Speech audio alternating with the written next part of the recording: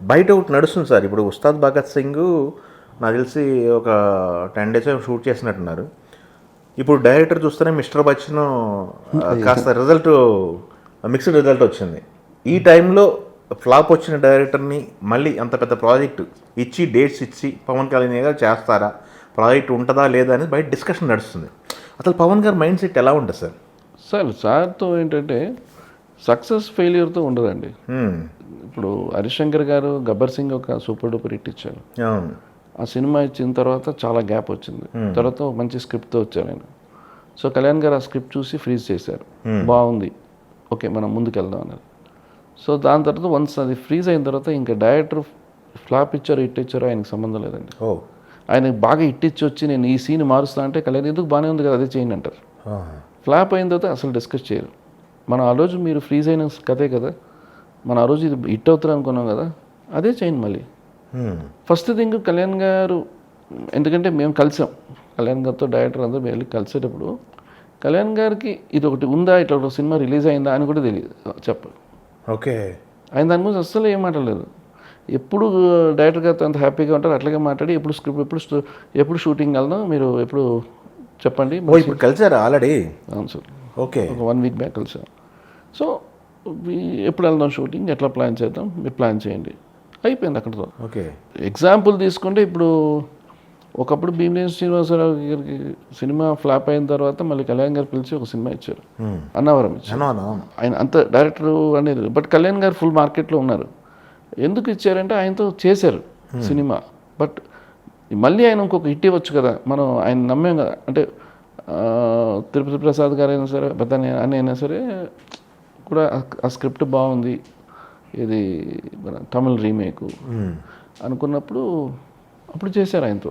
Okay, so అందువల్ల ఇప్పుడు తర్వాత ఖుషి అయిన తర్వాత మళ్ళీ అదే డైరెక్టర్తో మళ్ళీ ఎస్జే సూర్య గారితో చేసి సినిమా ఫ్లాప్ అయింది. మళ్ళీ ఎస్జే సూర్య గారు చేద్దామని అన్నారు, బట్ మళ్ళీ ఆయన ఇంకో చేద్దాంటప్పుడు కొన్ని రోజులు గ్యాప్ తర్వాత ఆయన కూడా కొంచెం వేరే యాక్టింగ్కి వెళ్ళిపోయారు. సో అట్లాగా మూవ్ అయిపోయింది తప్ప ఆయన ఈ కమిట్మెంట్ ఇచ్చారంటే ఇంకా ఫిక్స్. కరుణాకరన్ చేసిన తర్వాత మధ్యలో కరుణాకరన్ ఫ్లాప్లు ఇచ్చిన తర్వాత మళ్ళీ బాలు చేశారు కదండి. అవును.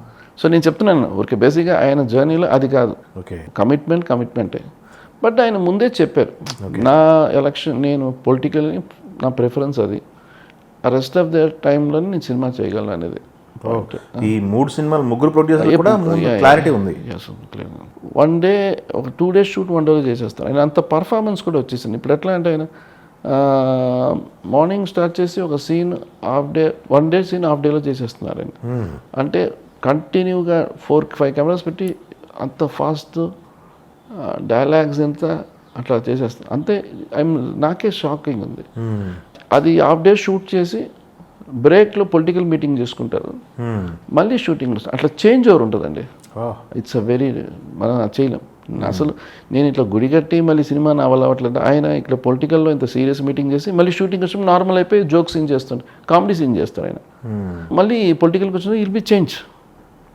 సో ఆ చేంజ్ ఓవర్ అనేది గాడ్ గిఫ్ట్. ఇంకొక సందేహం బయట ప్రేక్షకుల్లో ఫ్యాన్స్లో ఉంది సార్. ఇది ఏంటంటే కళ్యాణ్ గారు కమిట్ అయిన సినిమా ఈ 3 సినిమాలు చేసి ఫుల్ టైం పొలిటీషియన్గా సినిమాలు మానేస్తారా, లేకపోతే మంచి స్క్రిప్ట్ వస్తే చేసుకుంటూ వెళ్తారా టైం దొరికినప్పుడు అనేది అది ఆయనలోనే ఉంది.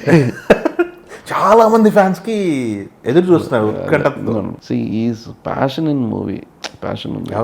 పొలిటికల్ అనేది ఆయన డెఫినెట్గా నేను ప్రజలకి చెయ్యాలనేదే ఆయన మోటివేషన్.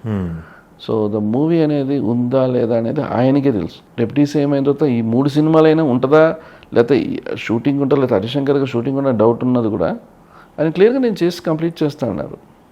సో అక్కడ వరకు క్లియర్గా ఉంది. దాని తర్వాత ఆయన డెసిషన్ మేకింగ్లోనే ఉంది. ఓకే, ఎవరితో షేర్ చేసుకోలేదు ఆయన అదే ఎవరితో చెప్పరండి ఆయనకు ఒక ప్లాన్స్ ఉంటాయి, అది దాన్ని. So you will work.